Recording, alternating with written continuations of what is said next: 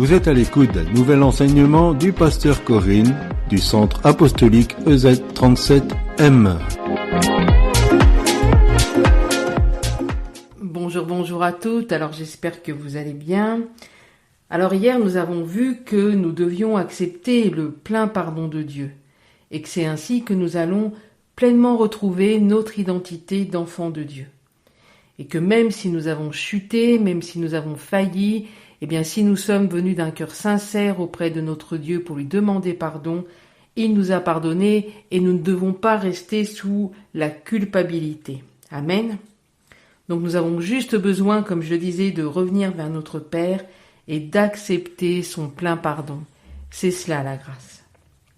Cependant, je dis bien cependant, des personnes refuseront de vous voir dans vos nouveaux vêtements et ils continueront de vous voir avec les vieux vêtements, tout sales.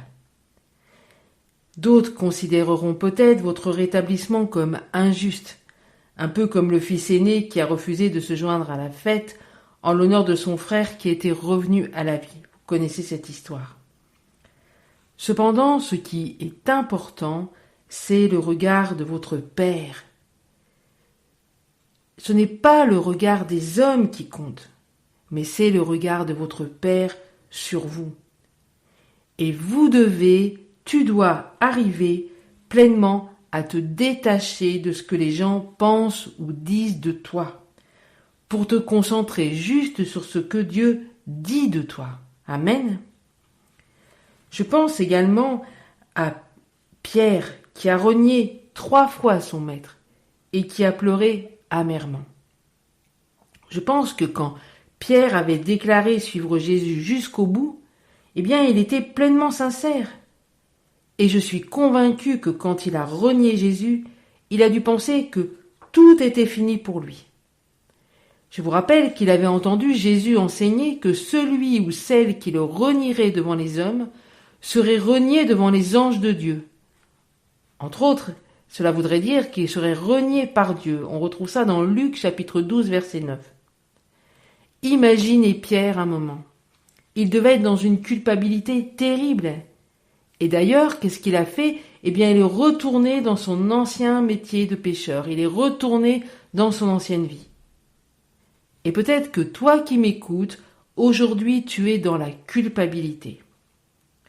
Je veux déclarer que c'est le temps pour toi que cette pierre qui t'empêche de vivre pleinement la grâce de Dieu et d'entrer dans ton appel soit ôtée au nom de Jésus.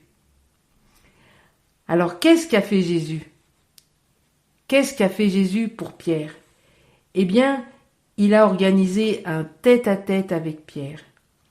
Et sans aucun reproche, comme le Père avec le Fils prodigue, il l'a rétabli et lui a donné la mission pour laquelle il était né.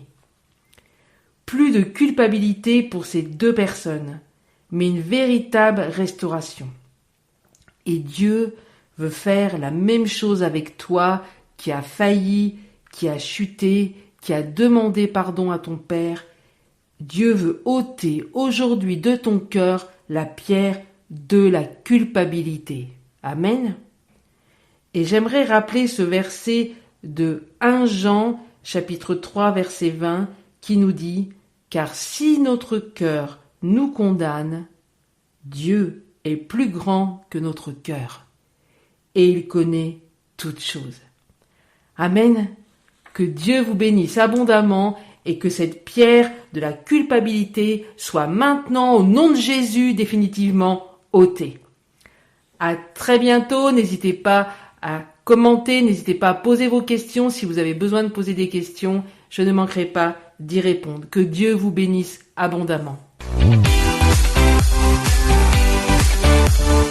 C'est fini pour cette capsule. Le pasteur Corinne est à votre écoute pour répondre à vos questions et vous la retrouverez très bientôt pour un nouvel enseignement.